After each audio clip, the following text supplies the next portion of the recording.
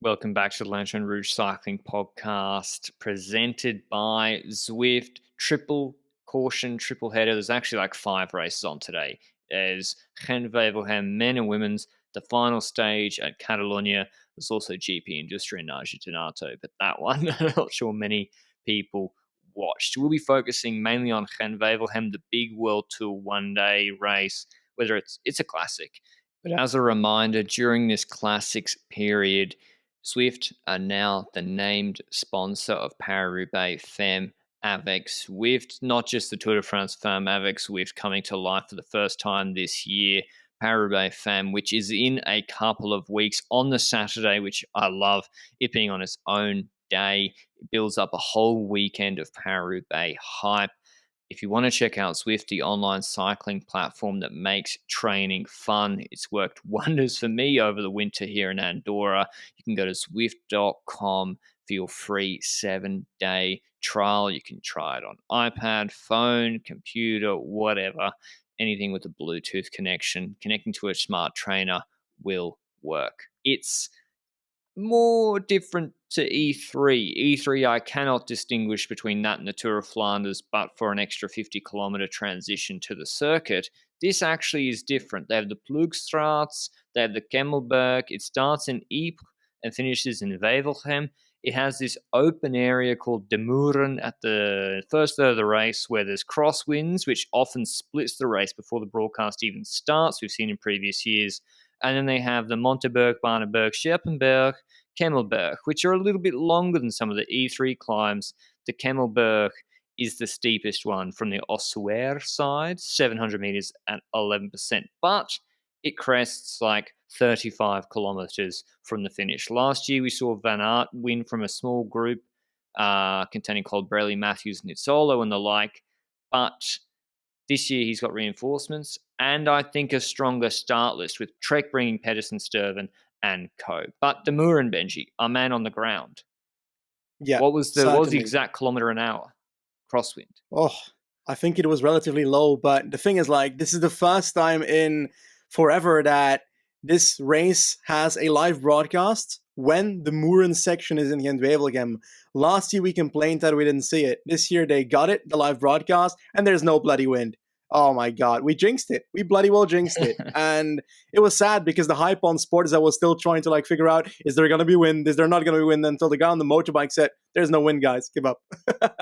So in the end, no wind in the Muren, and they still did the sprint towards the Muren just in case. And when they came there was like, okay, let's not do anything anymore. Let's just ride the same normal tempo as in the sprint stage and prep ourselves for the hills, as though those bergs will be doing the difference today and not the Muren section. And that's actually what we saw happening. And we moved towards those hill parts of the race, and we started noticing that certain teams wanted to get something out of this race, which is pretty obvious. Trek was trying to position himself very well at the front. Jumbo was trying to do so as well, but I've got a feeling that they weren't as well positioned in this race for the hills than they were in E3. Am I wrong in that?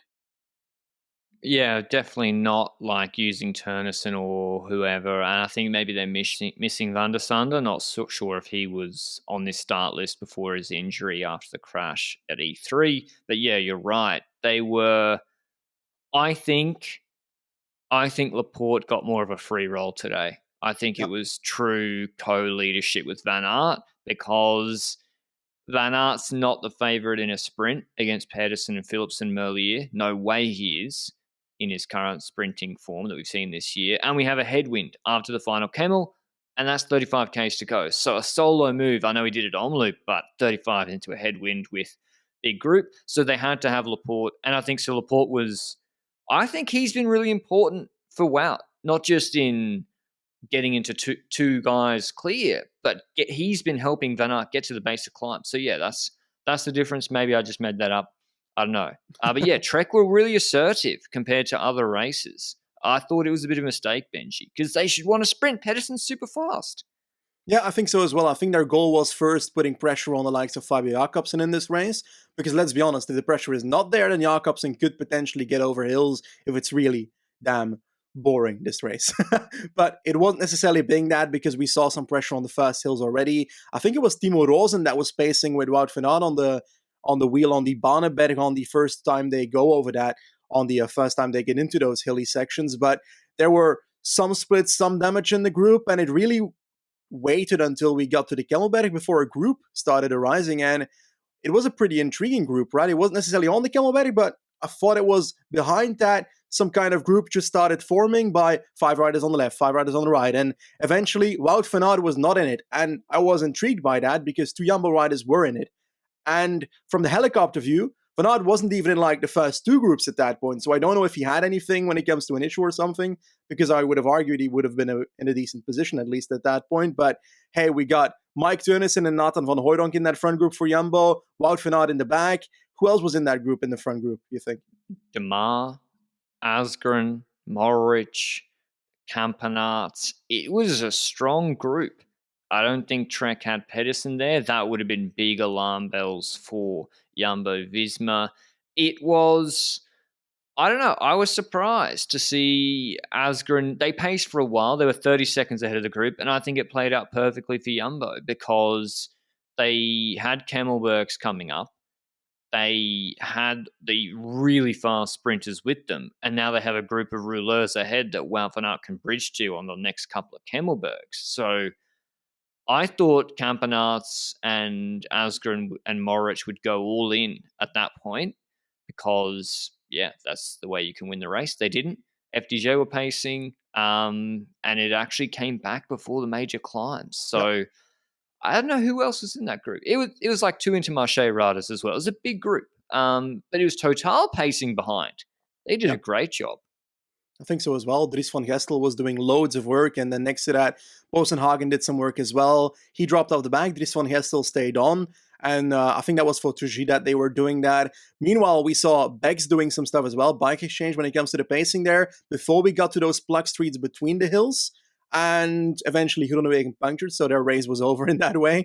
And afterwards, we went to the hills once again, and like, this is where it becomes interesting because the groups came back together because of the pacing of, for example, Total, but also the cooperation in the front group being a bit shit, to be honest, because the Jumbo riders aren't going to ride all around. Because at a certain point, Mike Teunissen took a corner so slow that I swear I could have followed him. So I think that's not really cooperating that well. That's knowing that this group is doomed from that point onwards. And the rest was like, okay, well, we're not going to do that much either. Some riders tried to go with a move again, but in the end, it became one group again before we hit to the bigger climbs. There was one rider that attacked before the hills actually started, Arjen Lewijns, who actually did a wonderful job with that because he might end up with the riders that actually attack on those hills after the hills. Spoilers.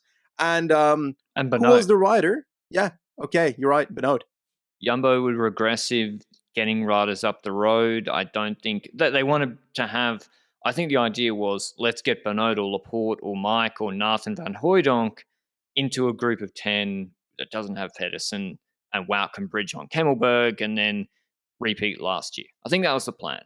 And it didn't work out that way. Were you surprised to see Pedersen, Benji, marking Benoit before the final Kemmel, blunting his legs? Yeah, that was not really what I would have thought to do if I was him in that situation, because like you've got Domestique switches still, Stuyven is in that group, and other riders. Yeah, Stuyven is probably more of a co-leader than a full Domestique, but there's other riders in that group still that can support him, and he's responding to an attack on the Banneberg again, the second time they go over that, with Benoit an outsider attacking, and It's honestly, bait. I don't get that. It's Bay to have him spend his energy. Wout was sitting 20 wheel at that point in the group, just following wheels, and in the end, you know that once Benoit is caught by Pedersen, he's not going to keep riding with Pedersen. So at that point, Pedersen will have to ride himself or just be caught again. So there's no value in that following for me when it comes to his perspective on that situation, and it really went to one group again. There was damage then because Jakobsen actually dropped at that point, basically. And we went towards the final Kemmelberg, which was the steepest one because the first two are a different side than the last one. And I already had trouble climbing the first one, so the second one must be pretty difficult. But when it comes to that, who are the ones doing the action on that? Laporte, best position at the base. Wout van Aert, horrendous position, like 25th wheel, and he full sent it. I don't know what time he did on the Camel compared to last year, but huge attack from behind Asgreen and just torched everybody. If he'd been in good position, maybe this could have been a different race, but he didn't have a huge gap at the top. Laporte was following with a group of Asgreen, Morich, Pedersen, the big names in that group. And he's got 35 Ks of sort of cross headwind facing him. You need a huge gap. You need then every other team behind not to chase, which with FDJ, with Kung, with I think Philipsen there, with Intermarché, that was a tall order. He got caught, and Benoit was there as well, and then he did the same thing he did the other day. He started like attacking on the front, dropping Laporte and Benoit, which was curious. Anyway, it pretty much all comes back together, and we think we're going to have a 2014-13 Gent-Wevelgem repeat, 70-man bunch sprint, and Jumbo didn't want that. And I think it was fantastic because Philipsen, Pedersen, Girmay, you name it, Merlier rather, I give Wout like 10% chance of beating them in a sprint. Maybe that's harsh, but maybe 10%. So they attacked with Laporte. Girmay bridged, Sturven bridged, and Dries van Hestel went. And it was all on FDJ to chase. Did you think when that went, Benji, hand on heart, I thought Girmay was overreacting again. I thought he was doing what he did the other day, and because I really rated him for the sprint, more for me, this group got 30 seconds very fast. Should the teams behind have helped FDJ? No one helped them for 20 minutes. So at first, when it comes to Girmay, yes, he certainly has an experience and showed that at E3 when it comes to jumping with too many groups. But today he kept himself a bit lower on the hills and he tried to attack, like you said, with Laporte afterwards. Is that a bit too much? We'll see if it works or not, I guess. But at that point, like you said, FDJ takes that on. And I was curious because Merlier and Johnny Vermeers came back with another group. And at that point, Merlier and Philipsen were both in that group chasing. Well, not chasing, actually, because Vermeers was doing all the chasing together with FDJ. And at that point, I thought, well, at some point, these two are going to have to make a decision. Merlier pacing for Philipsen or Philipsen pacing for Merlier. And they did not make a decision. I did not see either of them pacing for the other until Merlier came to the front in the final, 5-ish kilometers at which the group was still ahead. And how much time was there at that point? 30, 20 seconds? It was still close. 32, 35 seconds, but Kung was exasperated. He was calling on people to help him, and they've just bridged back. Yeah, Alpecin, I think Vermeesch, who'd crashed, did a short pull on the front. It got to 30 seconds, 8 Ks to go, FDJ done, Lotto Soudal, 3 riders plus Campenaerts in the group. Campenaerts attacked when FDJ were pacing, pointless attack. Look, seriously, the guy's legs have been really good and he's got no results and he needs to think about why that's the case. And anyway, should Lotto have paced earlier for points? Probably, to be honest, to set up Campenaerts a late attack. My biggest issue was Sturven. I think Trek completely stuffed this because I don't know, look at Sturven's sprints the last 18 months, 2 years. They're not lights out. And Laporte and Girmay are legit quick guys. Laporte won, or Secchi won the bunch sprint at Dwars du Vlaanderen last year, I'm pretty sure. And Sturven's pulling the entire time with Mads Pedersen at worst second favourite in the group behind to win the bunch sprint. It made no sense. The tactical advantage of Pedersen behind is you can sit in.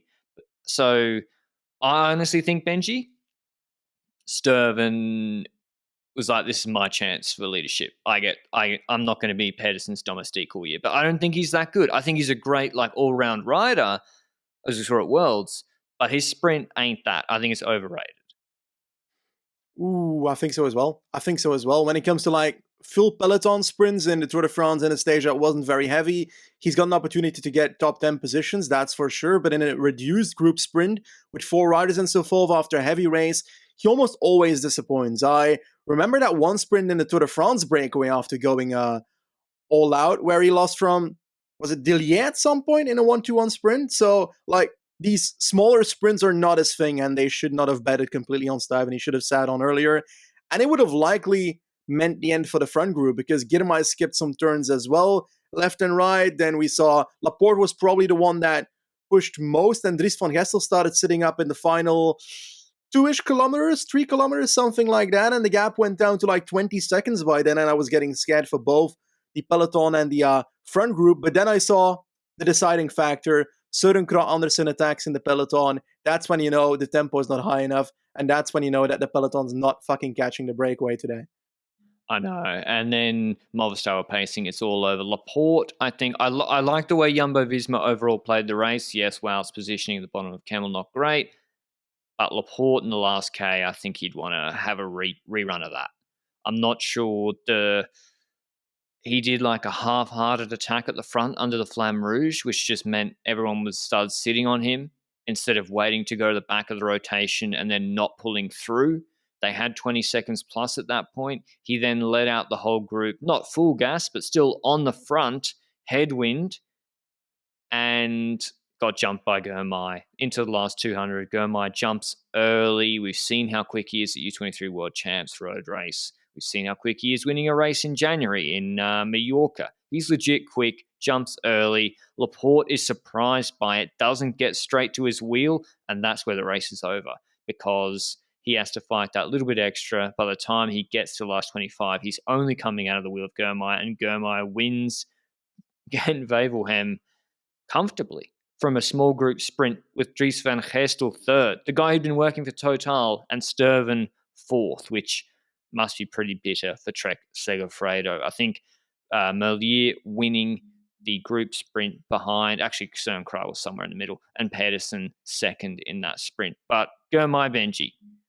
978 points. Before the end of March for Intermarché, he's saved probably their World Tour license already before the first third of the year is done. Probably one of the biggest wins by an African rider ever. And he's only 21 years old. The hype's still not big enough. Yeah, the thing is, like, points aside, this is a huge thing. Like, we've been talking about this man for such a long time after he beat, was it Remco Evenepoel in 2019 in Stavelo or something in Belgium? Stavanger or something. Yeah, something like that. And in all honesty, we've seen him grow gradually throughout the years. We saw him in the podium of the U23 World Championship last year after having, honestly, the fastest sprint in that race. And then he started this year with that Mallorca Challenge victory. And we saw him on E3 getting better when it comes to the cobbles. I somewhat expected that he would be good at the cobbles, but he did still overperform compared to what I was expecting personally. And when I saw him in the group, it was either Laporte or Girmay. I did not believe in Stuyven or Van Gestel for this. And I was hoping Girmay would take it because joy for cycling globally, in the words of GOAT, Carlton Kirby, like, quite genuinely, this is not solely a victory for Girmay, but a victory for cycling in my eyes.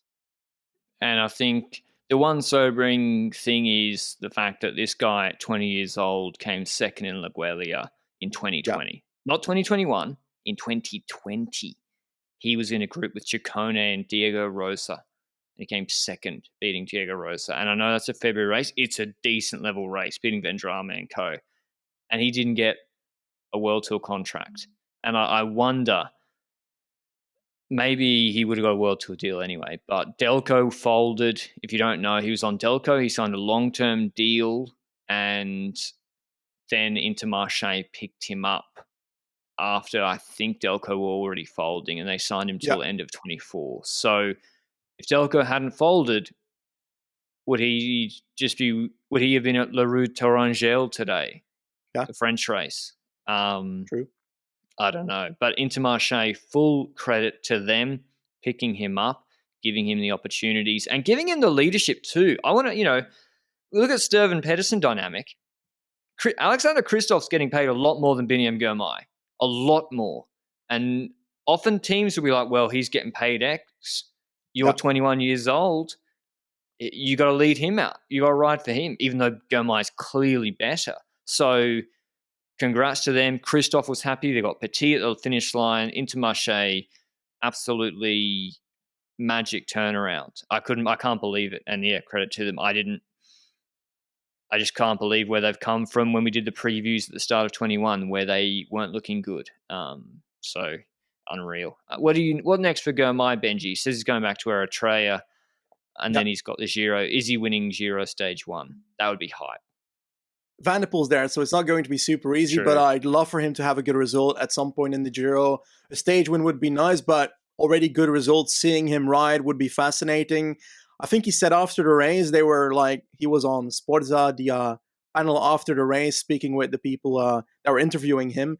And they asked him, what do you really want to achieve in your career when it comes to other victories? And he was like, this is already one of my biggest races I would have liked to win. But in the future, I dream of winning Sanremo and Roubaix. But for the African people, I would like to show something more in Grand Tour stages. So it's certainly a goal of him to do well in a Grand Tour stage and get victories in Grand Tour stages. So I'd love to see that happen for certain. And yeah, Sanremo is certainly something that fits him, but we know it's a bit of a lottery. So he's slowly but surely getting better and better. And it means that he's also slowly but surely going to become an outsider towards a favorite in races. And the more he's a favorite, it's going to be harder to win races, but I'm so fucking glad he won today. So happy. Like, this is big. I love it.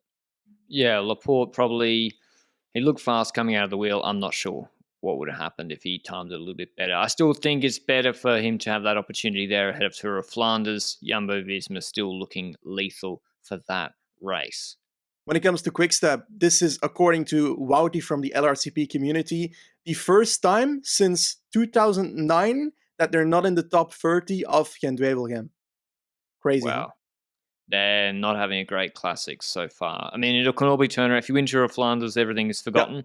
But we did do that video, that clip, at the end of the other pod, where we're like, not looking, they look like a shadow of their 2021, which is not all like Seneschal crash today. But yeah, Asgreen without a sprinter paired with him, or a Ballerini on form, or without an Alaphilippe, he's in the Wout's position of last year. Yep.